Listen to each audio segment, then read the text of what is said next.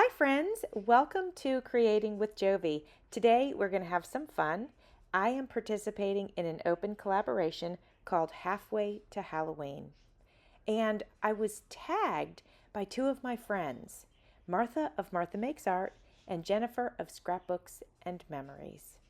I wanted to be sure to mention that the collaboration is hosted by Happy Haunts Library. I will have both of my friends and Happy Haunts Library listed in my description box below so that you can check them out if you have not already. All right, so the deal is there are 10 questions that I need to answer. And I figured I'd go ahead and do that while you got to see the process of this really cool mixed media piece that I'm putting together. And I wanted to let you know before I get into the 10 questions that I did not like the way the chalk was working for me. Sometimes the chalk works great for me, but it wasn't working for me in the way that I wanted to. So I went ahead and grabbed my paints. I'm going to go ahead and start answering the questions now, but I may pause and talk about something during the process if I feel like it's important to mention to you. Number one, am I a fan of haunted houses? And I have to tell you, I didn't used to be. But then when my daughter got into Girl Scouts, I used to take them to the haunted houses at the zoo, which weren't, like super haunted or anything. Although we did get some good jump scares, I will say that. So now I feel like I'm more open to them than I used to be. And I wouldn't go by myself though. So like I want somebody to be with me if I'm going to torture myself and go through a haunted house. And I don't like gruesome. So I prefer more of like ghosts and things like that over like just gross stuff. Number two, what is my favorite ghost story or haunted lore? Well, I don't have one. But I will say this.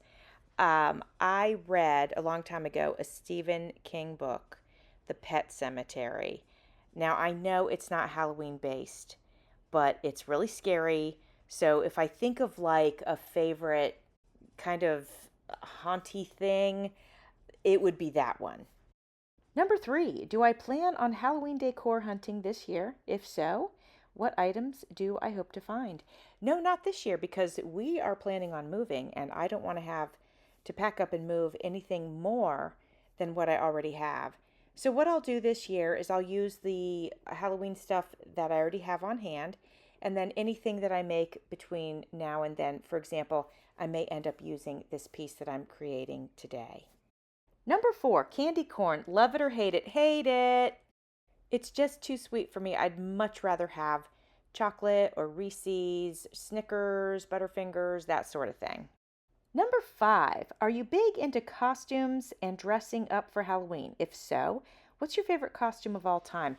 Yes, I am. I absolutely love dressing up and like to the point probably that it's ridiculous, but it's fun. I feel like it's a time of year that we can dress up and we don't get made fun of for it. My favorite of all time, I don't know. I couldn't tell you. I do a different one every year, and I just don't think I have a favorite. One that I haven't done that I want to do is like a Victorian ghost. I would love to do that.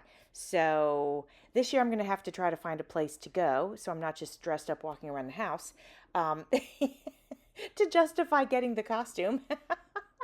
I need to make some plans.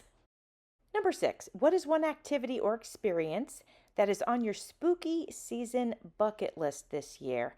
Well, it's an interesting time in my life right now because officially, all of my kids are adults.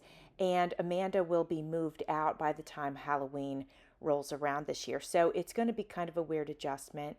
And so I feel that it's really important for Carl and I and Andrew as well to go find something to do. So basically on the bucket list, I don't know if I'd call it the bucket list, but is definitely to go out and do something fun so that we're not at home crying over the fact that our kids aren't little anymore. I do love handing out candy at my house, but we hardly ever get any kids, so it's kind of a drag around here. So it might be good just to plan on going out somewhere.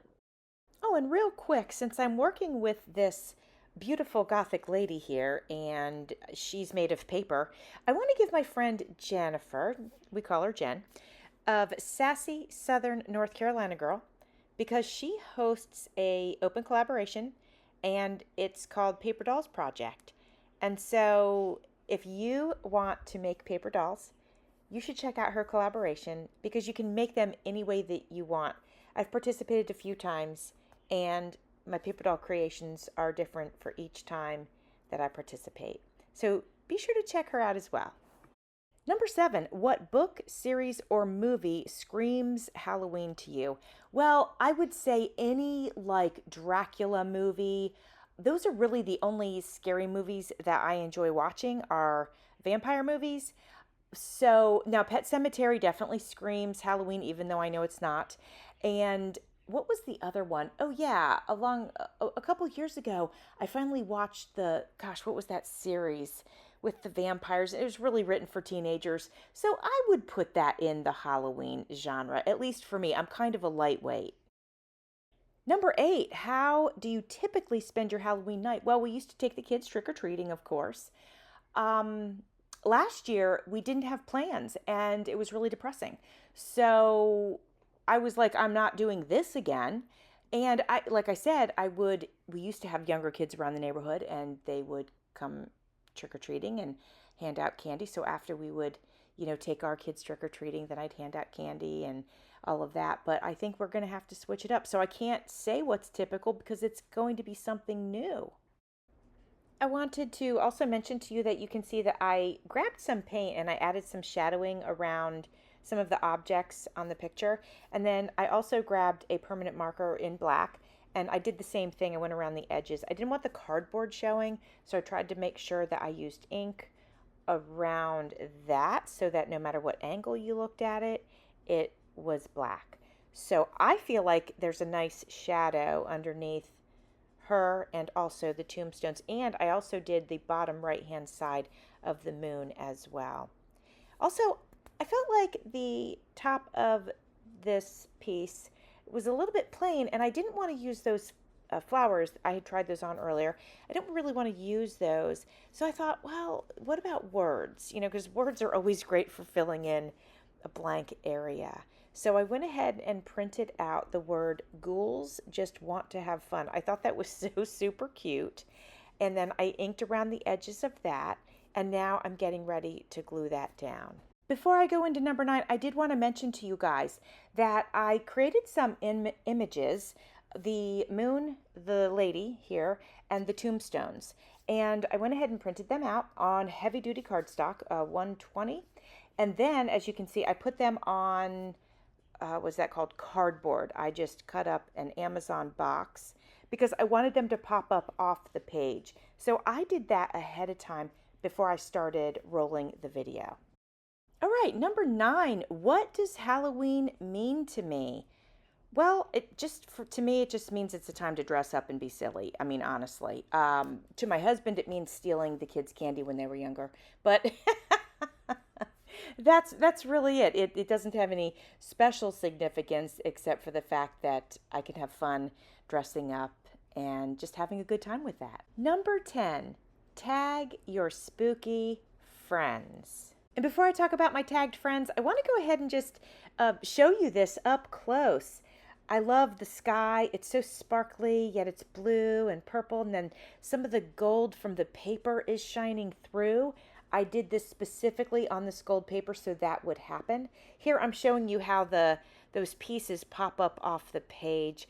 I'm really, really thrilled with how this turned out. So just giving you a close-up. Now, tagging my friends. I'm going to tag my friend Cindy A. Lewis. She is busy. She has a full slate. I don't know if she'll have a time to participate, but she usually does. So I'm definitely tagging her. And also, I'm going to tag my friend Pebbles of Quilita's Creations. Thank you, Jennifer and Martha, for tagging me on this fun collaboration. Thank you all for coming and hanging out with me for a bit. I hope you guys like this art piece. I'm really thrilled with how it turned out. Thanks for watching. See you soon.